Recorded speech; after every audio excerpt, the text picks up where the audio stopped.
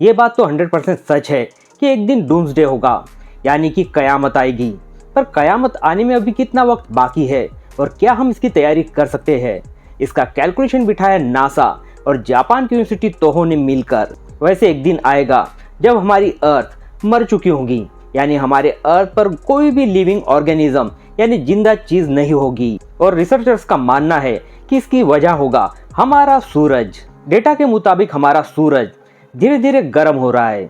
इसके वजह से सोलर स्ट्रोम निकलती है और ये सोलर स्ट्रोम जब हमारे अर्थ पर पहुंचती है तो हमारी अर्थ का भी टेम्परेचर बढ़ जाता है। और इसी बढ़ते हुए टेम्परेचर की वजह से कभी जंगलों में आग लगती है तो कभी ग्लेशियर्स पिघलते हैं और इसी को हम कहते हैं ग्लोबल वार्मिंग। और यही ग्लोबल वार्मिंग का डेटा नासा और जापान के इंस्टीट्यूट ऑफ तोहो ने एक सुपर कंप्यूटर में फीड किया और सुपर कंप्यूटर ने कैलकुलेट किया वो दिन जब अर्थ रहने लायक बिल्कुल भी नहीं बचेंगी। और वो साल है 100 करोड़ 2021।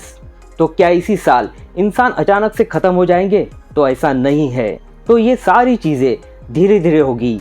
टेम्परेचर धीरे धीरे बढ़ेगा और अर्थ का एटमॉस्फेयर धीरे धीरे खराब होगा और ऑक्सीजन की कमी होती रहेगी। और जैसे जैसे ऑक्सीजन और एटमॉस्फेयर खराब होगा वैसे वैसे लाइफ भी अर्थ पर खत्म हो जाएगी। और ये साल आने तक हमारे अर्थ पर टफेस्ट लिविंग ऑर्गेनिज्म भी जिंदा नहीं बचेगा। पर अब इसका सोल्यूशन क्या है? तो हम अर्थ को ठंडा रखने के लिए पेड़ पौधे तो लगा सकते हैं, जिसका असर ग्लोबल वार्मिंग पे कुछ हद तक मिलेगा, पर हम सूरज का कुछ नहीं कर सकते।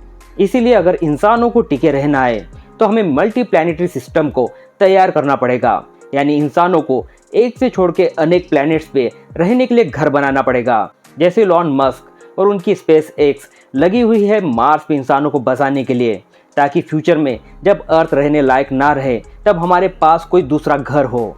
फिलहाल एक बात अच्छी है कि हमें और हमारी आने वाली अगली 100 से ज़्यादा पीढ़ियों को इससे नहीं गुजरना है, क्योंकि टाइम बहुत ज़्यादा है।